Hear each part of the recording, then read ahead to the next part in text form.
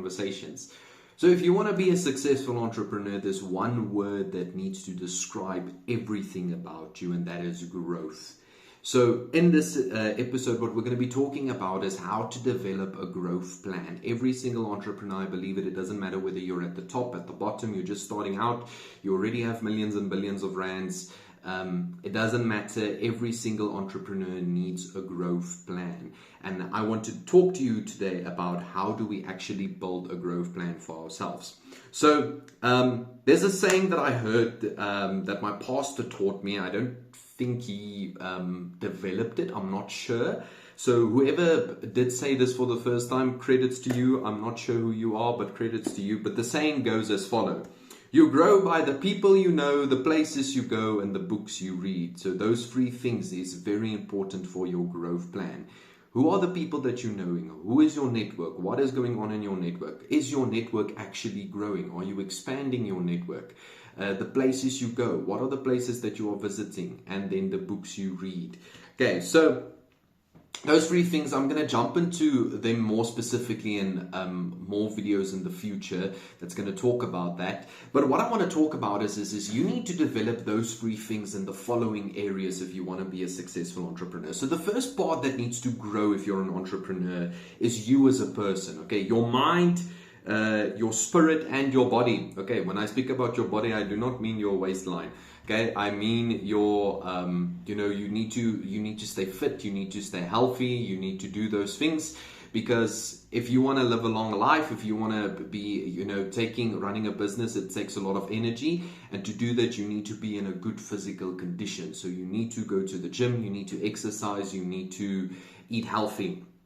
Your mind, your knowledge, and your emotions. Okay, your mind is the unique way you think, feel, and choose. So it has everything to do with your thoughts, your emotions, what you are feeling, and your choices. Okay, so knowledge that you need to make good choices. So you need to grow that part of your life.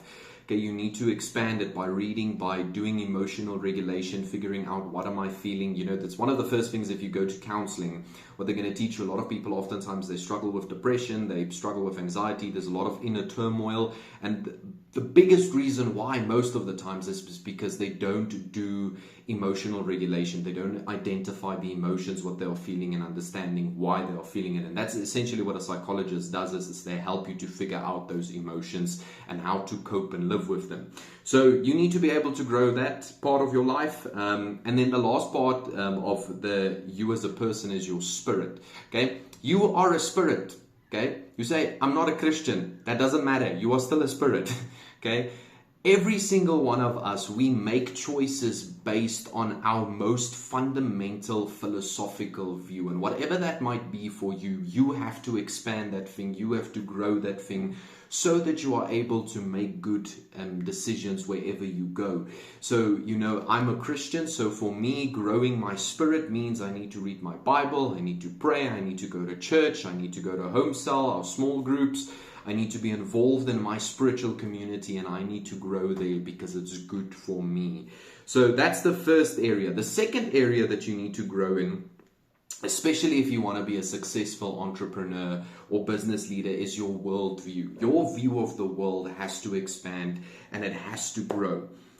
Areas that you need to focus on is economics. So you have to understand, what does capitalism say? What does communism say? What does socialism say? What is social capitalism? What is all these different isms that they are? You have to understand that and understand, which one you function in as a country, as a community, as a culture group. What are the different stuff that you function in? You have to grow your worldview and understand the bigger picture that's going on in the world.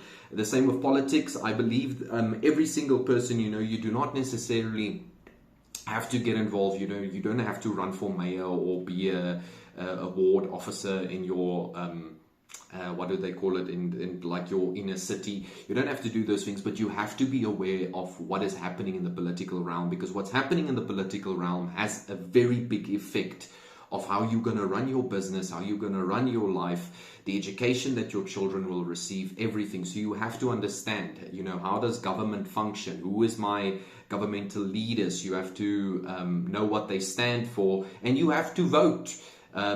It's something very important that a lot of people sometimes don't do is they don't vote because they say, oh, I don't know who to vote for, or I don't know who I can trust, and it seems like all government officials are corrupt and whatever. The big thing is if you're saying that, you are kind of exposing yourself a little bit and showing that you're not very educated on the topic, and it's okay. You just need to get educated and then vote. Be a part of it. You don't have to be in it, but you have to be a part of the process, because politics does have an effect on you.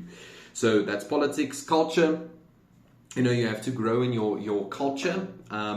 This means, for instance, I think of AfriForum, for instance, they do a lot of good work to make sure that the Afrikaans, and I don't want to go into a racial debate now, but they make sure that the Afrikaans culture stays preserved. And it's the same thing, whatever culture you have, you need to grow your culture, and you also need to know about other cultures. As an Afrikaner, it's important for me to understand, how does the Xhosas think and speak and believe, and how does the Sothos and the Zulus and, all the different, especially in our country where we're a very diverse country. If you want to go and do international business, you have to understand culture on an international level. So you have to understand, how does China function? How does America function? How does Europe function? You have to grow your cultural mindset. And you also have to grow your inner culture. If you're a Zulu person, you should be proud of saying, I'm a Zulu. You need to understand your history and how you got to where you got, so that you can teach that to other people like myself, who maybe is not familiar with the Zulu culture that much. So you have to grow your culture. And then language.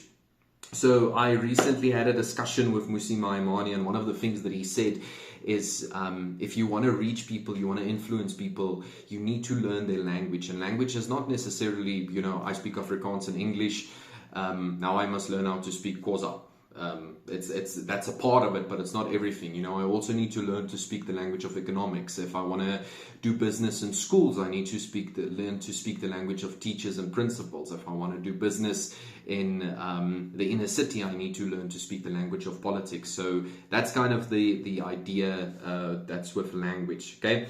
Then the third area is business. Okay. There's 4 things that you need to grow your mindset, your thinking, your knowledge about. And that's, first of all, it's in accounting. So how do I manage my finances? Money comes in, money goes out. What's the process in between? You have to know that. You have to learn about that. This is important for every single business person. Don't think you can just hire an accountant. You should hire an accountant, especially if you don't have that degree. If you're not specialized in that, then you should hire an accountant. But you need to know accounting yourself as well, because you have to be able to read that financial statement. You have to be able to communicate what's going on in your finances, and you also have to be able to check it. The thing that you will never, ever, it doesn't matter how big the business is, but it's the one thing that you will never delegate to somebody is the big financial management of your company. You always need to have a hand on the finances. So you need to learn accounting. Second thing is you need to learn investing. You need to understand what investing is, and investing is not just trading. Okay, trading is a very, very small part. Some people will even argue that is not really investing. It's just, it's a type of occupation. It's what you do, exchange money, whatever, entities, whatever. But not entities, commodities. But it's you have to understand investing. How do I invest into a company? How do I invest into property? How do I invest into IPO companies? How do I, investing is a very important topic if you want to be successful. Marketing, you have to grow your mindset about marketing. You have to understand what is all the different trends and strategies that are out there? What is all the platforms that I can use? So you have to grow in marketing. And then the last part of business is the law. You have to understand the law. The law is very much like politics. It has a very big effect on your business. So you have to understand the law.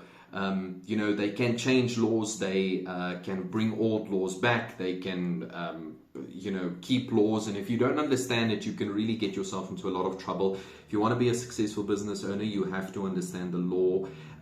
It's also good to have a legal advisor with you, because you're not going to be able to every single law that is out there, read it, because not even lawyers knows it. They have to go back into the books and read it again. So, you just have to be aware of what is going on in the country, especially in your industry, in business, what is the law, and know about that. And then the last big group is that you have to grow in is in your relationships. Now, there's also 4 things in your relationships. It's, how do I have a good relationship with everybody? How do I have a good relationship with the waiter that serves my food? How do I have a good relationship with the car guard that's looking after my car when I go to the mall? How do I have a good relationship with everybody? Every acquaintance that you have, how do I manage my relationships with them? You've got to be polite. You've got to do those things. All the basic stuff your mother has taught you when you were little. You have to do that. But then relationships as levels. So the second level is kind of your family. And you need to learn how to have a good relationship with them, because it's a little bit deeper, it's a little bit more intimate. You might hear some stuff. You got to protect each other, you got to take care of each other, which I think is probably the biggest thing. How do I have a good relationship with them? Then a level above that is friendship, and the reason why I think friendship is like almost a more deeper level than family is, the Bible defines friendship as this concept of we have the ability to share our innermost thoughts, our secrets with each other. And you're not necessarily going to share that with everybody in your family. You could share it with some, but that probably means that those family members, you do value them as friends as well. Friends is, in my opinion, it's a bit more of a deeper relationship than just family. You cannot share everything with your family always. There's a lot of business stuff that you won't necessarily be able to share with your family, but you can share it with a very good friend. You will also notice very quickly that, if you want to be successful, you're not necessarily going to have a lot of friends. You're going to have a lot of acquaintances, but you're not going to have a lot of friends. Friends is a much deeper relationship, and you need to understand how to grow that friendship and govern that friendship to make sure that it stays a good and healthy relationship. And then obviously the last one, which is the most intimate relationship, is the relationship you can have with your spouse. So you need to educate yourself on that as well. If you want to be successful, I've been watching a lot of stuff and reading a lot of stuff about marriage. And one of the things that I've realized is that as a business owner, if your marriage is in shambles, it has a knock-on effect in your business. And every single one of the big successful entrepreneurs out there says the same thing. You have to take care of your marriage as well. If you want to do something big, your marriage plays a big role because it has a very big effect on you. So those are all the areas that you have to grow in. Remember, you grow by the people you know, the places you go, and the books you read. So all those areas that I talk about, go think of what is the books that I need to read? Where do I need to go to expand my mind, my worldview a little bit? And who do I need to know? Maybe I need to go see a counselor. Maybe I need to go see a life coach. Maybe I need to do whatever, and then make a little plan, draw it out, every single area. Ask yourself where you are at, where you want to be, and who you need, what you need to bridge that gap. So yes.